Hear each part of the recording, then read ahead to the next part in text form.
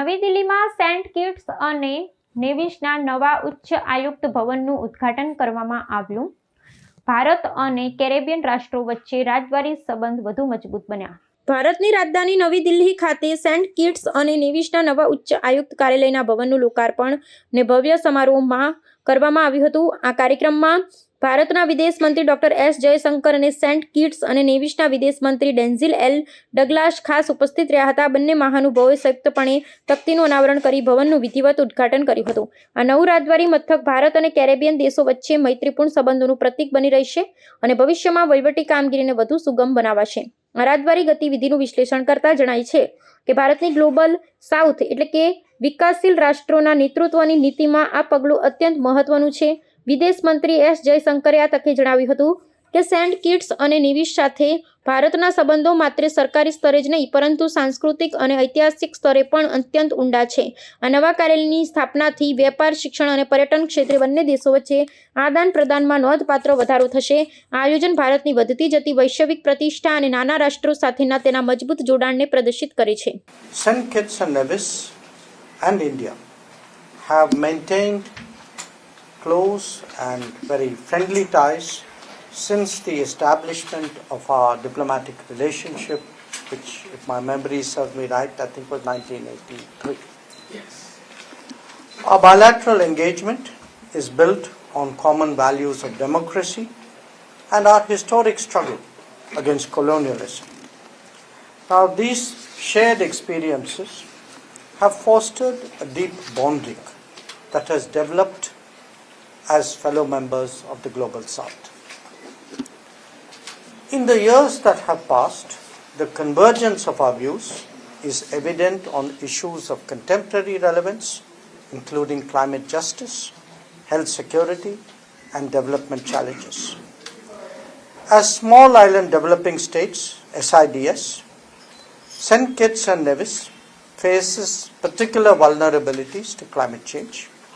India remains committed to supporting SIDS in addressing these challenges through capacity building, technology transfer, and collaboration in renewable energy, disaster resilience, and sustainable development. We have worked closely in global and regional forums to make our voice heard and our interests recognized. And we meet regularly, I think in our case particularly so, Excellency, during the UN General Assembly.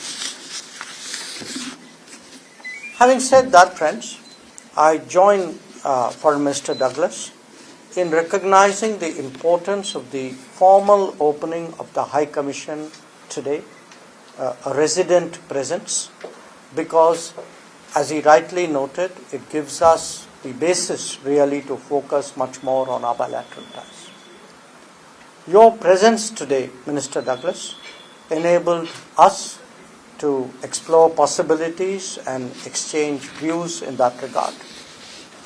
India is already engaged in a project on the processing and packaging of lima beans.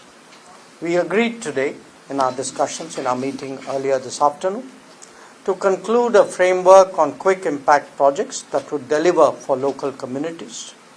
We also spoke about health challenges and the importance of maintaining medical inventories and emergency supplies nearby for the use of CARICOM members. Tourism is the lifeblood of the economy of St. Kitts and Nevis. Our discussions touched upon the involvement of Indian businesses in this sector. We also examined the merits of Indian talents and Indian skills being made available more readily, especially in the health, tourism and infrastructure sectors. Excellency, dear friends, all of you are aware that India has enthusiastically embraced digital opportunities to promote good governance and economic efficiency. We would be glad to share best practices with our partners, including St. Kitts and Nevis and indeed other members of the CARICOM. I am sure that as the High Commission establishes itself more deeply, this resident presence will prove invaluable in strengthening our ties. There is much more that we can discover about each other, much more that we need to do to expand the enabling arrangements and framework, and much more comfort to be gained through constant interactions. I'm sure that the High Commissioner and his team will do so working with my colleagues in the ministry. On the multilateral front, both our countries continue to support each other in South-South cooperation initiatives. We also appreciate St. Kitts and Nevis's active participation in the International Solar Alliance, reflecting our shared commitment to renewable energy and climate action. I congratulate St. Kitts and Nevis on assuming the chairmanship of CARICOM in January this year. India shares warm and long-standing relations with CARICOM countries. We attach great importance to this partnership. The second India-CARICOM summit, held in November 2024 in Guyana and co-chaired by Prime Minister Narendra Modi, was indeed very productive. That was, I think, the last opportunity we met as well. During the summit, several priority areas were identified, and we now need to take them forward.